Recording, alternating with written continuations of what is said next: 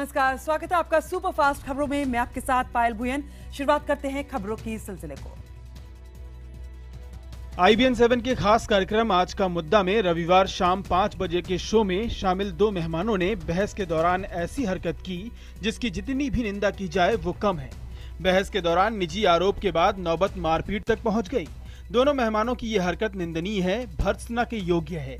दरअसल बहस राधे माँ से जुड़े विवाद पर हो रही थी और दोनों मेहमान अपना अपना पक्ष रख रहे थे। तभी दोनों के बीच बहस गर्मा गई और ये निंदनीय घटना घटी। उस वक्त हमारे एंकर ने दोनों को समझाने और बीच बचाव की पूरी कोशिश की, लेकिन तब तक तो बात बिगड़ चुकी थी और वो हो चुका था जिसकी जितनी भी निंदा की जाए कम है। दरअसल कार्यक्रम के दौरान स्टूडियो में हमारे एंकर प्रवीण तिवारी के साथ 3 मेहमान थे। साध्वी दीपा शर्मा, ज्योतिषाचार्य वाई राखी और खुद को राधे माँ का समर्थक बताने वाले ओम जी महाराज। इसी बीच हिंदू महासभा ओम के अध्यक्ष ओम जी महाराज और दीपा शर्मा के बीच गर्मा गर्म बहस होने लगी। अचानक दीपा शर्मा अपनी कुर्सी से उठी और माइक निकालकर शो से जाने लगी।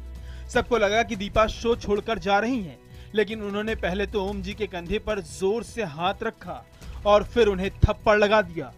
इसके बाद ओम जी भी अपनी कुर्सी से उठ गए और सारी मर्यादाओं को लांघते हुए दीपा शर्मा को थप्पड़ लगा दिया। इसके बाद दोनों में हाथापाई होने लगी। हमारे एंकर उन्हें रोकने की कोशिश कर रहे थे, लेकिन वो नहीं माने। इस घटना के तुरंत बाद IBN 7 ने अपने मेहमानों के अशोभनीय बर्ताव की कड़ी निंदा की और शो को वहीं खत्म कर दिया। IBN 7 समेत तमाम चैनल अलग अलग मुद्दों पर हर रोज बहस करते हैं, जहां मामले से जुड़ा हर पक्ष अपनी बात रखता है। ऐसे माहौल में कई बार बहस गर्म हो जाती है, तनाव बढ़ जाता है, लेकिन तमाम मेहमान अपने आवेग को अपनी बातों के जरिए व्यक्त करते हैं। एक जिम्मेदार चैनल होने के नाते हम अपनी बहस में जिम्मेदार लोगों को बुलाते हैं और उनसे सभ्य और मर्यादित आचरण की उम्मीद करते हैं। लेकिन इस शो में दीपा शर्मा और ओम जी महाराज के बीच जो कुछ भी हुआ उसकी हम भर्त्सना करते हैं। इस पूरी घटना पर IBN 7 का रुख ये है।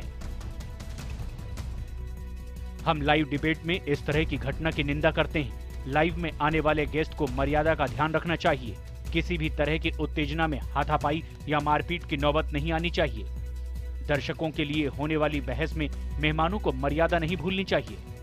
मेहमानों को एक दूसरे के विचारों को सुनते हुए तर्क के आधार पर अपनी बात रखनी चाहिए। लाइव डिबेट के दौरान इस तरह की घटना की हम भर्त्सना करते हैं। एक जिम्मेदार चैनल होने के नाते हम इस तरह की मारपीट की घटना की पुरजोर शब्दों में निंदा करते हैं।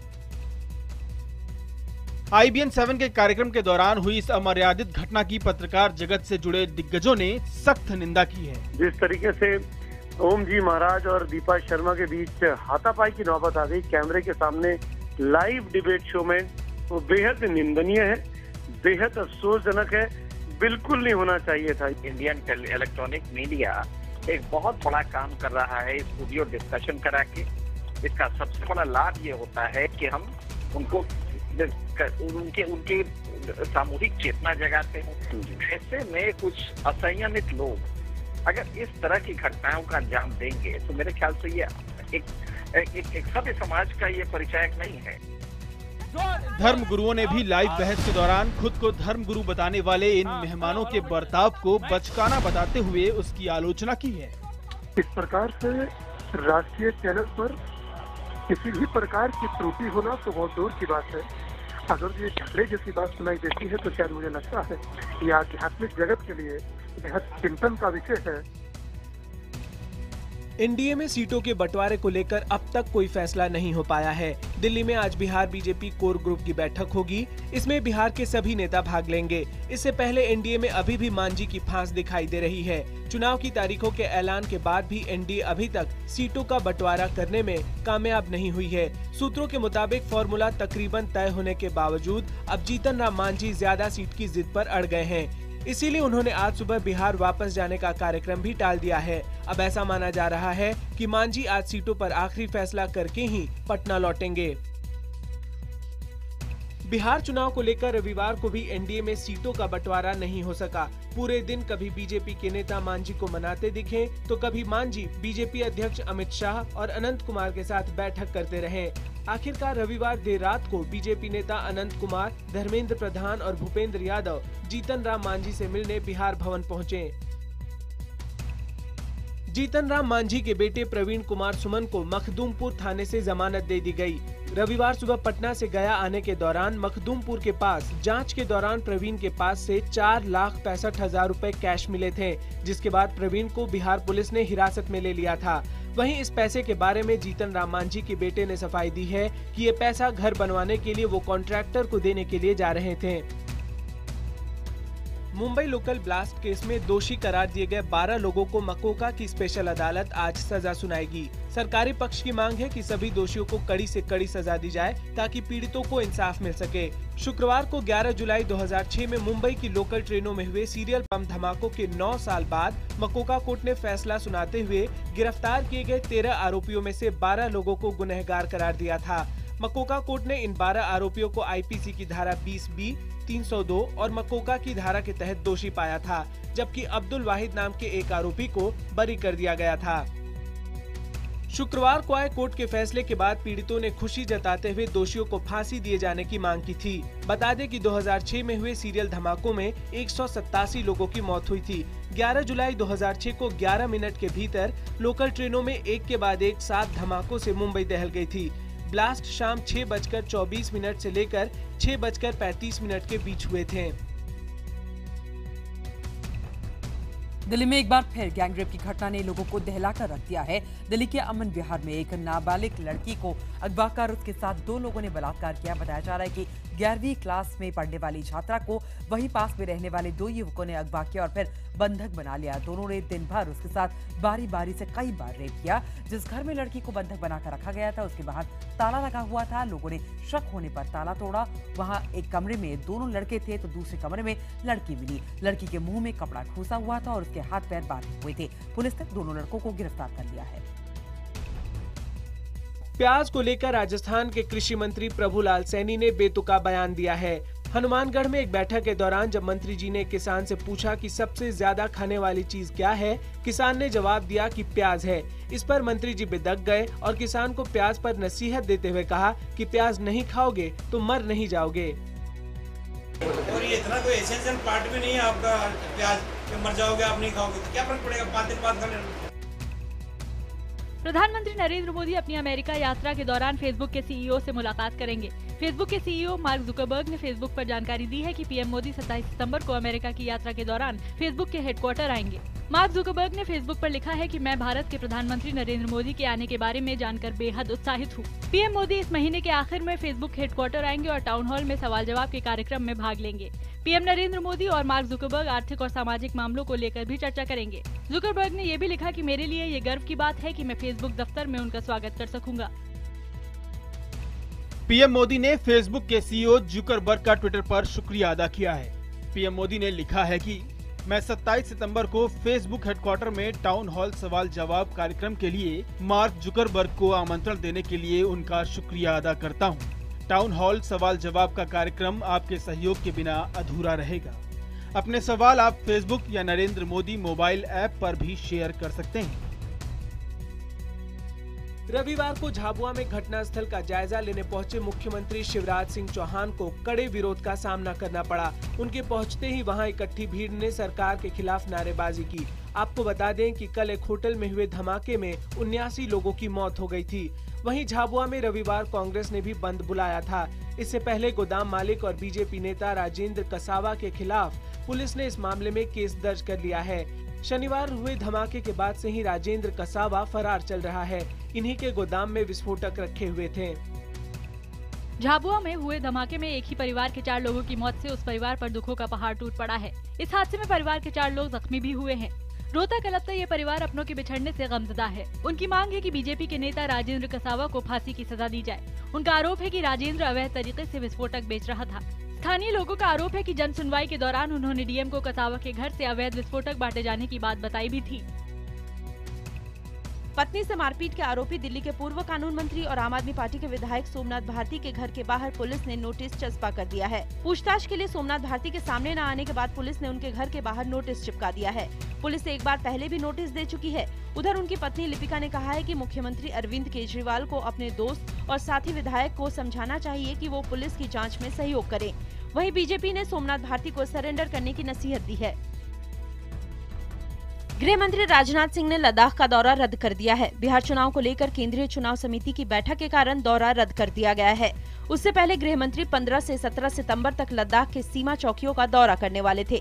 सूत्रों के अनुसार इसी महीने 21, 22 और 23 तारीख को गृह मंत्री राजनाथ सिंह अब लद्दाख का दौरा करेंगे। रविवार को रक्षा मंत्री ने भी गृह मंत्री से मुलाकात की थी।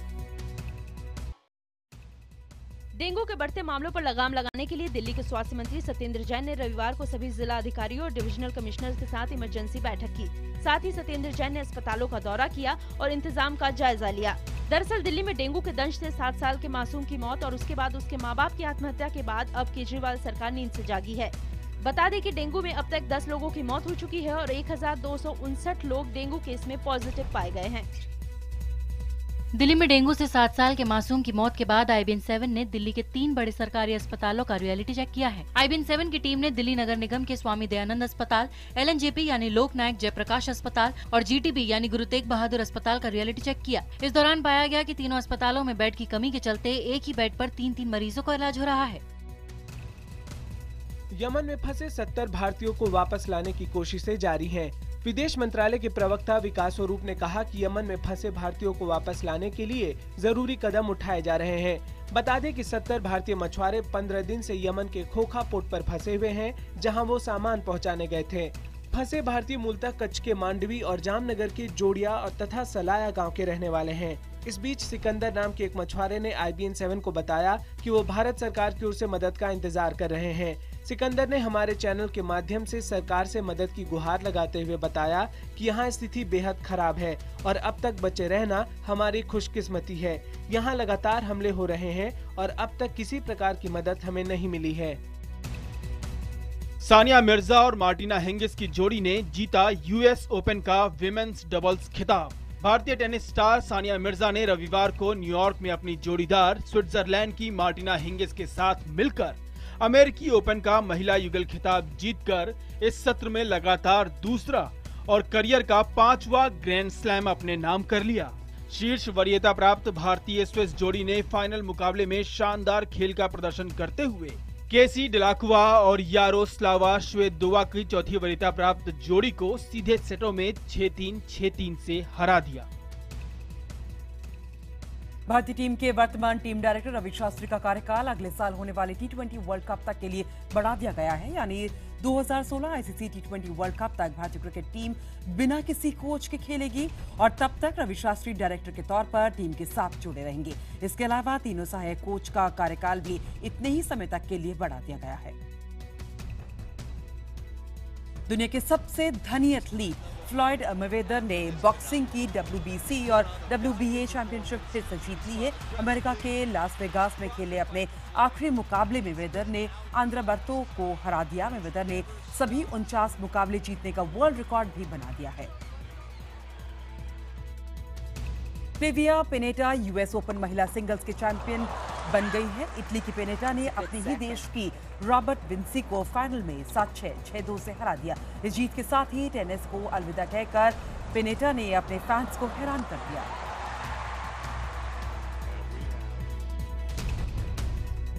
नरसिंह यादव 2016 में होने वाली रियो ओलंपिक के लिए क्वालिफाई करने वाले पहले भारतीय पहलवान बन गए हैं।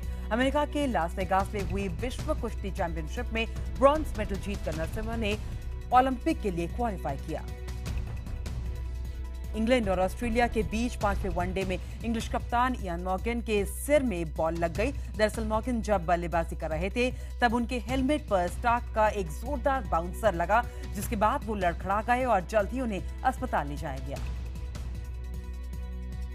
चीन से हैरान करने वाली तस्वीरें कैमरे में कैद हुई हैं। आप देख सकते हैं कि तेज रफ्तार से आ रहे बाइक सवार और SUV में पहले जोरदार टक्कर हुई, फिर बाइक सवार हवा में उड़ता हुआ नीचे जा गिरा। ये पूरी घटना CCTV में कैद हो गई। हालांकि इस हादसे में बाइक सवार को ज्यादा चोटें नहीं आई, लेकिन हादसे की तस्वीरें बेहद हैरान करने वाली हैं।